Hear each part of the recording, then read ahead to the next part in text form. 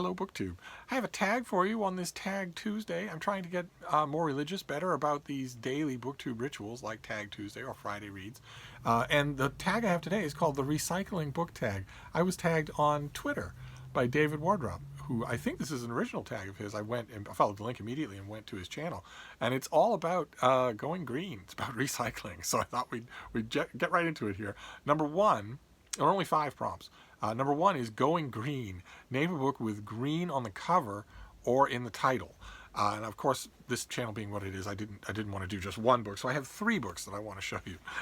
2 of which I have read, and 1 of which I have not read. First one with green on the cover is one that I have read. This comes out in March, I believe, and we've seen it on this channel already. Yeah, this comes out in March.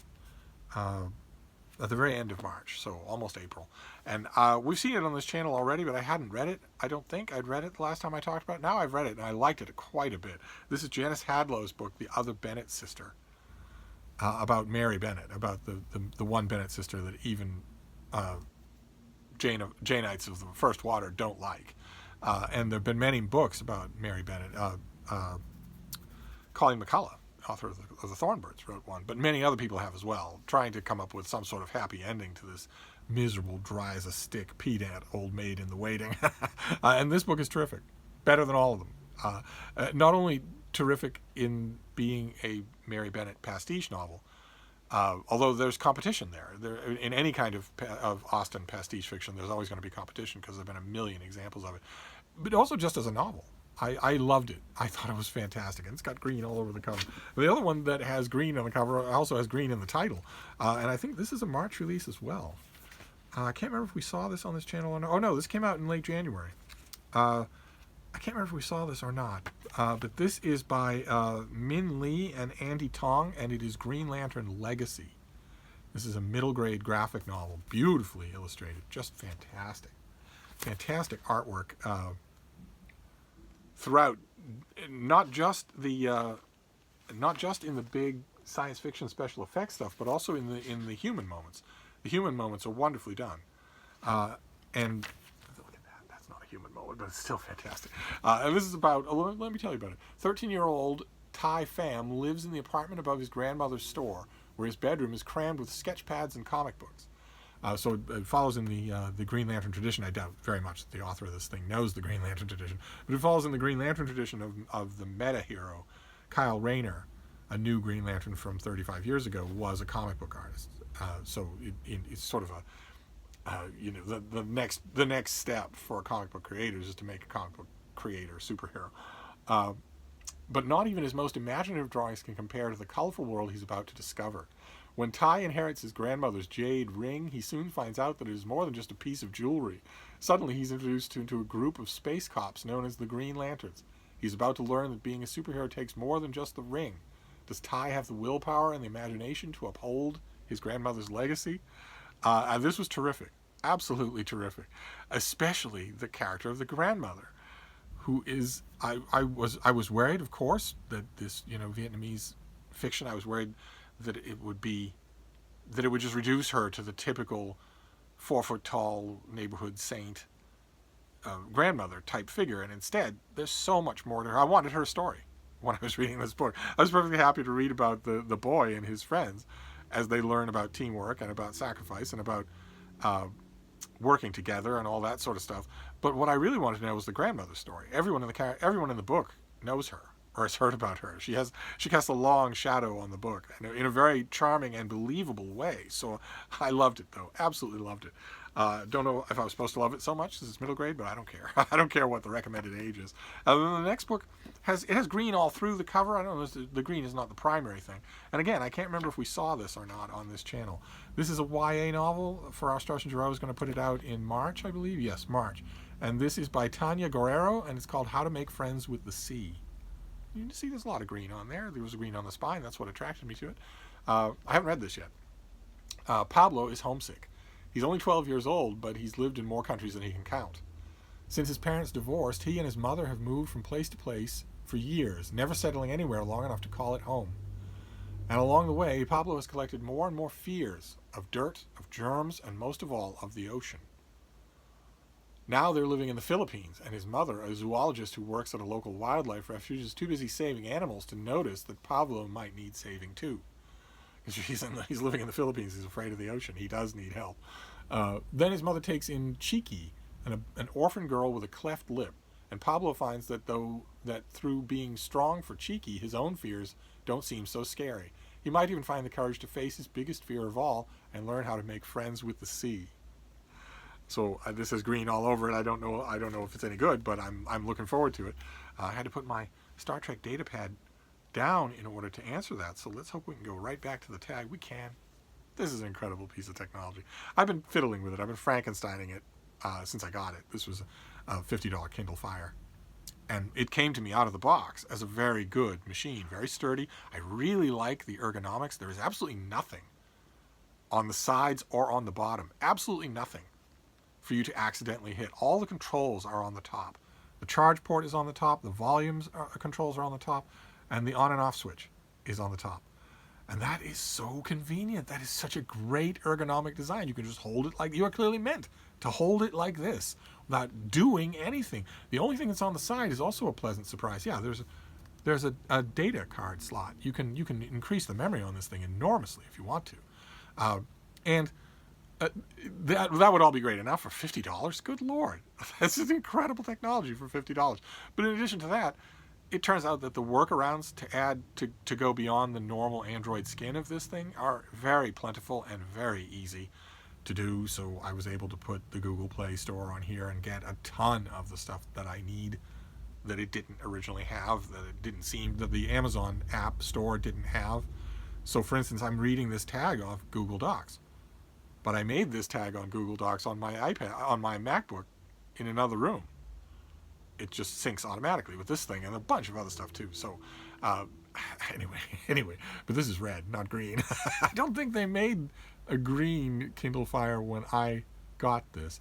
Although I love the color red so much, I don't think I would get a green. I just I live on this machine now. I use it a lot. So that that is the first prompt, going green. Name a book with green on the cover or green in the title. There's one of these books has green in the title. All of them have green on the cover. Then prompt number 2 is reduce. These are all commands of the environmental movement. Go green, reduce, reuse, recycle. The reduce one is a thin or a small book that you own. And again, I don't want to restrict myself to just one answer, so I'm going to give you 2. I'm going to give you a thin book and a small book, although they're both technically small as well. The thin book is this thing. I don't think I've ever shown it on this channel before. This is a thing that my surly houseboy made for me a long time ago when he was just an infant. He made me a little version of the Iliad. His own version of the Iliad. That is a collage. It's a book of collages with images. You have a stone building and an eye. B is for Briseus. You have the beginnings of there's buried on this page of images is Diomedes. And it just goes on from there. It's his version, his collage version of the Iliad, and I just treasure it. It's a tiny, skinny little thing that he made it, and then he had it bound. He bound it himself. So I kept it. It's a very thin thing. And the other one is a very small book. And this is a type of thing. I wonder if I have the name of what this is. Mark Richardson and I, Richardson Reads, when I go up there, Whitman Publishing. Okay, no, it doesn't really tell me much of what it is. Oh, okay, Big Little Books is what these things were called. And when I go up to Vermont, and Mark Richardson and I go to antique marts, we will often see a whole tray of these things, these Big Little Books. But they're badly weathered and brown and covered in dirt and very expensive, $20, $25 a piece. I guess they're collectible. I've had this one forever. And it's a little thing. It's a tiny little thing. And I just love it. This is Aquaman, Scourge of the Sea. Those are aliens who are fighting Aquaman. He looks alarmed and he is fleeing from them. It's just a tiny little thing. There's a list. You've got the Flintstones and Frankenstein and Space Ghost. I think this is the only Big Little Book that I've ever had. And I was amazed all throughout the book. It's illustrated in addition to see there's the space alien tracking Aquaman, Mera, and Aqualad. Aqualad has not appeared in the Aquaman movie. It's too bad. You could put a Teen Dream in there and clean up on the role. Maybe they'll do that in the next Aquaman movie or the one after that. But Aqualad is not the son of Aquaman. Aquaman did have a son who met with a horrible end as a baby. Now, Aqualad was an outcast in Atlantis because he had weird colored eyes. And Aquaman took him in as a kind of ward and teen sidekick. But one of the things that I noticed throughout this thing is how utterly helpless Aquaman is throughout the whole thing. He's captured like 3 or 4 times, knocked unconscious 3 or 4 times. Mira, his wife, who's an extra-dimensional alien, she's not from Atlantis, and she has the ability to shape water into telekinetic objects and command them at will. In other words, a vast superpower, whereas in this day and age, when this thing was made, I wonder if this has a publication date, 1968. When this was made, Aquaman had no superpowers at all. He was just Batman swimming in the water. So he could command fish, but he was... In this book, he's knocked unconscious and captured easily many times, whereas Mira has an actual superpower, and she saves the day over and over again in this book in 1968. So this is a small book. So I've got a thin one and a small one to show you, and the Aquaman also has some green on the cover. Let's see, what is the next prompt? That was reduce. The next one is reuse, a book you have that's well worn, and this is I'm also sticking with the theme of green. This is I'd Do It Again by James Michael Curley, the legendary and legendarily corrupt Boston mayor. This came out in 1957, and I just have this old copy. I'd never seen a copy of it at the Brattle Bookshop or any other used bookstore, of course, with a dust jacket. Of course, the natural thing that I have is the natural thought I have is, well, gee, it'd be nice to get this with a dust jacket as a normal book that I could then, reread. I've reread this many times. Curley had a way with words on the printed page and in spoken English. And it's the story of, the subtitle is the story of my uproarious years. He was a larger-than-life figure that of a type that would be thoroughly evil and corrupt, thoroughly non-lovable in today's age. He flourished during 100 years ago, during the old Ward era political days of Boston, and got contracts by graft, gave them out by personal favor, did lots of favors for people, had lots of favors done for him for people, spent time in jail, won a mayoral election from jail. A fascinating figure who has had a great biography of his own. By Jack Beatty, who did a fantastic James Michael Curley biography, but there's no substitute for the voice of the man himself. And I have this thing, it's battered, and I do occasionally reread sections of it, and I would love to reread the whole thing, but in my mind I'm sort of superstitiously waiting for when I find an actual copy of it. This thing is ancient, and it's been on thousands of bookshelves. So, but a copy of it with a dust jacket that's in good condition, I don't think anyone's ever going to reprint I'd Do It Again. So I think I'm going to have to find a used copy. But there is a well-worn copy in the meantime. Then prompt number 4 is recycle, a book you have that is reread or very much handled.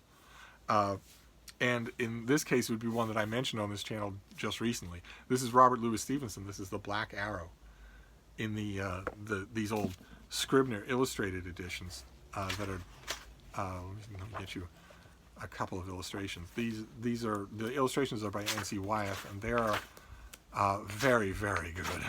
they are just worth the price of admission, although this didn't cost. There's 2 bowmen under a frozen tree in their green tights. This is one of my favorite Robert Louis Stevenson novels. It's not as well known as Kidnapped or Treasure Island or Dr. Jekyll and Mr. Hyde or anything like that. Yeah, there we go. There's a fight in the snow. Look at that. Oh, look at that. This is the Black Arrow is not as well known, but I think it's fantastic. I just love it. And this is extremely well worn. I had to reinforce it a few times as well as I could with a hardcover with no dust jacket. And then just recently, if you were watching this channel, and if you weren't, why not?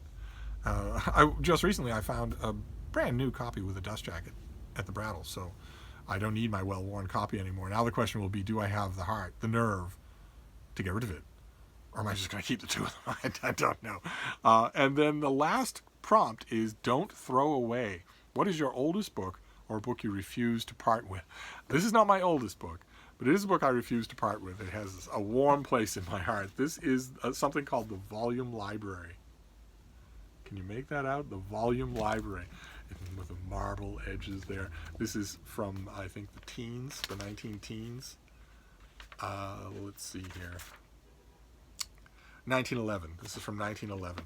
And it is a gigantic compendium of all knowledge. So when you get to geography, you get states, American states, county by county, street by street, region by region, river by river, in incredible detail. Just incredible detail. Look at this. There's Ohio and Indiana. Look at that. You get that for geography. You get for literature. You get little potted biographies, page after page after page after page of them. For music, you get the same thing. For the fine arts, you get black and white photos of major buildings and descriptions of them, and also black and white photos of major artwork and descriptions of them. In the section on animals, you get there's the page for animals, and you get a description of all of them and what they are and what they do. You get various laws. There are hygiene tables, correct height and weights for boys and girls, for men, and there are recipes. Let's see, a supper recipe: oatmeal soup, 1 cup, squash, curd, carrots, 2 or 3 tablespoons, stewed fruit, bread and butter, 2 slices, milk to drink, 1 glass, plain cookies, just 1. You get a children's section that has children's rhymes and folklore and whatnot. You get a biology section. Look at that. And this is what this is. It is 1 volume, one-stop shop. It was for poorer schools throughout the American Midwest. It was the 1 volume that the school had, and they just, the teacher had it, or it was up on a lectern at the front of the class, and you could consult it. For slightly wealthier schools in the Northeast, parents could get one of these copies for the family and just have it at home, so that the kids would have a place, something to research. If you didn't have a library nearby or whatever, this is tremendously convenient, and it's amazing. It's amazing to think that the contents in this book were once required of grade school students in America. This is graduate level of detail now. for anyone who claims that the American educational system has not serially degraded over the last 100 years just has to look at something like this and to see that even the broad overview of any one of these subjects in this book is totally beyond the purview of even graduate students in America today. Most of them don't know anything about conic sections or how to grow wheat or anything like that. So I just love it. I love it. I go through it all the time. I actually use this book quite a bit, just for if I'm up and about. It's here in this room, of course. And when I'm up and about and I'm walking around and I'm pondering the penguins, or I'm reading at the books section, I will sometimes come up with a factual question. I'll be reading Edmund Wilson or Peter Prescott on something, and they'll mention something that's not literary related, something about the Panama Canal or whatever. And instead of coming over to the computer and consulting to find out what the details are, I'll just walk over to the volume library and pull that down and read up on Quadro Triticale or whatever the question is. And I always come away satisfied, unless the question is on any piece of knowledge that is after 1911. So the moon landings aren't going to do me any good. World War I, World War II aren't going to do me any good. But there's anyway, I'm not going to get rid of it. It's very, very old. It's completely out of date, but I'm not going to get rid of it. I love it. So that is the recycling book tag, and of course I love tagging people, and that's part of the daily ritual that I want to respect here on BookTube. So I'm going to tag a bunch of people. I want to start with as a top of the hat to this tag itself. To David himself is a new booktuber. I want to tag some new booktubers. I think I listed 10 people to tag, and 5 of them are going to be new booktubers. So the first of those is Michael James Kenneth Anderson. Jeez Louise. Why don't you pick a name and settle down? Okay. Anyway, he's a brand new booktuber, and I will leave a link to his channel. Also, the first thing he does, and the only video of his that I have watched, is reach down and pick up an enormous cat. And he's not alone, because the next booktuber did the same thing. Screwed on Straight is the name of the channel, and she calls herself a crazy cat lady, and she has a cat, an enormous cat, in her video. Then also books from the basement.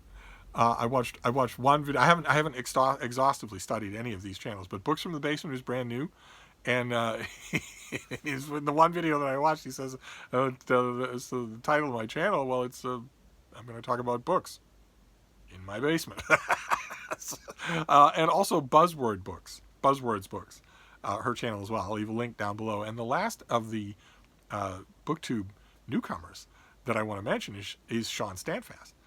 I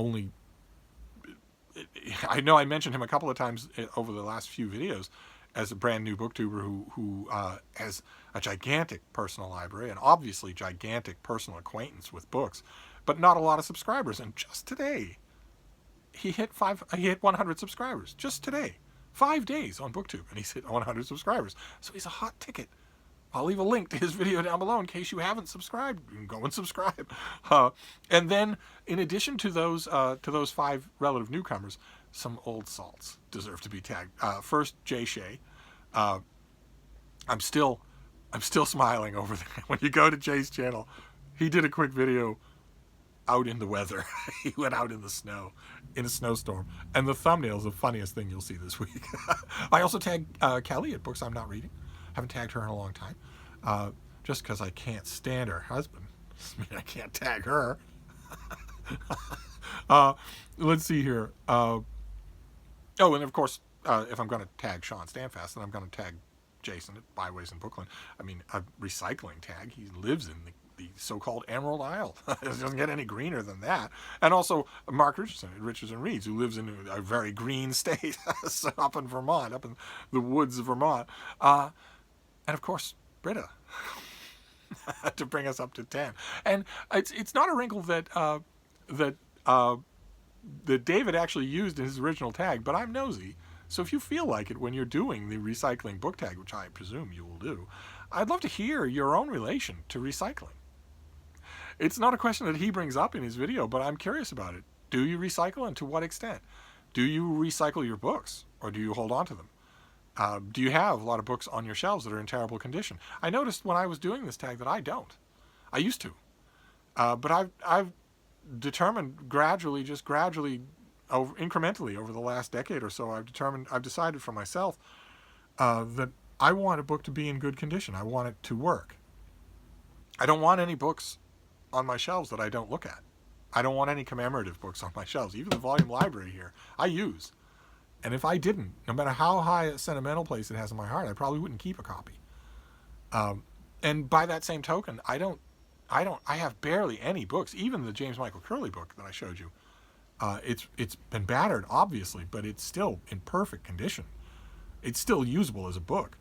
That wasn't true. 10 years ago, I had tons of stuff here that I never touched, and that was falling apart. And I don't do that anymore. I don't do that anymore. I keep only books that are intact books, that are working books. And if I pull something off a shelf and it's got the spine cracked, or pages tufting out, or individual pages falling out, I go through it and make sure that it doesn't have a $10 bill as a bookmark. I go through it and pull out all bookmarks and inserted photos and notes and whatnot, and then I throw it away. I just throw it in the garbage. Now, I realized when I was thinking about that that's not going to be an option that everybody's going to do, because part of the reason I do that is because I have a constant supply of books coming in, and also access to some great used bookstores where I'm likely to find another copy of virtually anything. So I don't worry about it. I don't worry that I'm never going to see it again. And a lot of you might not be in that position, but I would love to hear it. I'd love to hear it. Do you, like, for instance, your own personal household? If you're in America, for instance, you have normal trash and a recycling bin.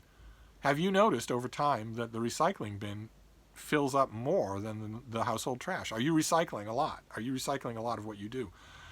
And do you reuse stuff in your home? Even if you don't put it in the recycling bin, do you reuse stuff in your home? Do you, for instance, use your what the van life people call gray water, your runoff water from the first wash of dishes or from a shower? Do you use that water for your garden? or anything else. I'm curious to know about all of it. But anyway, that's me. That's not David. David wasn't being a nosy Parker. I am. But anyway, there you go. I'll leave links to all the people that I'm tagging down below. And I don't... David actually did tag me on this and said in his video, you can't make a tag without tagging Steve. So I really appreciate that. I'm going to wrap this up. That was fun. That was our Tag Tuesday. But I'll be back. Thank you, BookTube.